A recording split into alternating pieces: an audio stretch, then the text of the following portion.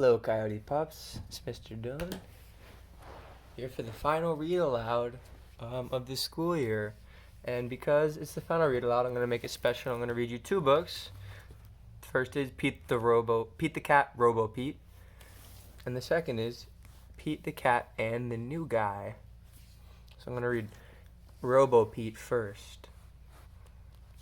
Pete the Cat, Robo-Pete by James Dean. So that means James Dean drew the pictures and wrote the words. Here's the title page. Here's a picture.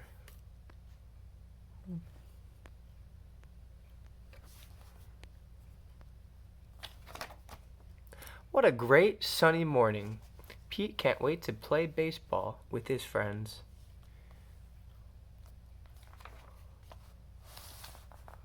Do you want to play catch? Pete asks Larry. I can't, says Larry. I'm going to the library. Do you want to play catch? Pete asks Callie. I was about to go for a bike ride, says Callie. Do you want to play catch? Pete asks John. I can't right now, says John. I have to paint the fence. Pete wishes his friends would do what he wants to do. It's no fun playing catch all by himself. If only I knew another like me, Pete thinks. And like that, Pete has a great idea. And then see Pete, the little light bulb, which means he had a good idea. Pete builds a robot. He programs it to be just like him. You see there's words on some of these things here. It says 12 volts. It says memory chip. And this says low battery. And up here this word says off, and this one says on. Welcome to the world, Robo-Pete, Pete says to the robot. You're my new best friend. We'll do everything together. And I want to play catch, says Pete. Great idea, says Robo-Pete. Pete and Robo-Pete play catch. Wow, says Pete, running after the ball. You sure can throw far.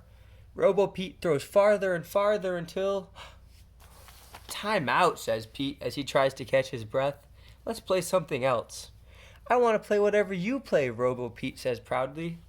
How about we play hide and seek, says Pete. That will be fun, says Robo-Pete. See, look, you can see here. Pete is tired. He's sweating. Woo! Pete finds the best hiding place ever. He's sure Robo-Pete will never find him. Count with me. 10, 9, 8, 7, 6, 5, 4, 3, 2, 1, shouts Robo-Pete. Ready or not, here I come.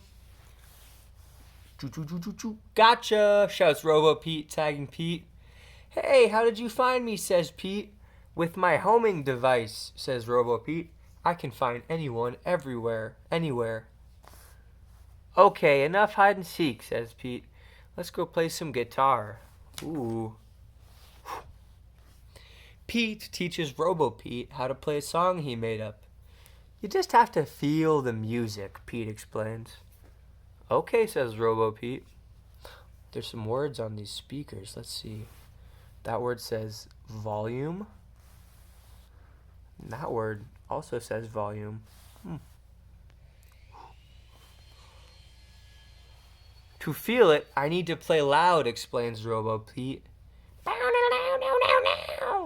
Pete tries to stop Robo-Pete, but Robo-Pete can't hear him over the noise. This is fun, says Robo-Pete. This is awful, says Pete the Cat. Okay, says Robo-Pete. Let's ride our skateboards instead. Before Pete can answer, Robo-Pete's feet transform into a motorized skateboard. Robo-Pete's with super speedy wheels. Let's go, Robo-Pete shouts. Wait, calls Pete. And there's some more words over here. On the back of Robo-Pete, it says jet pack. And there's a little flame coming out. Pete chases after Robo-Pete. He has no idea where Robo-Pete is going. Robo-Pete crashes into the sandbox at the playground. "Are you okay?" Pete asks his robot. "I am a robot. I am indestructible," says Robo-Pete. "What is this strange place?" "It's a playground," says Pete. He waves to his friends. "This is Robo-Pete," Pete says to Callie, Larry, and John. "I made him myself." "Cool," says Larry. "We're going to help John finish painting," says Callie, "and then we're going to go bike riding."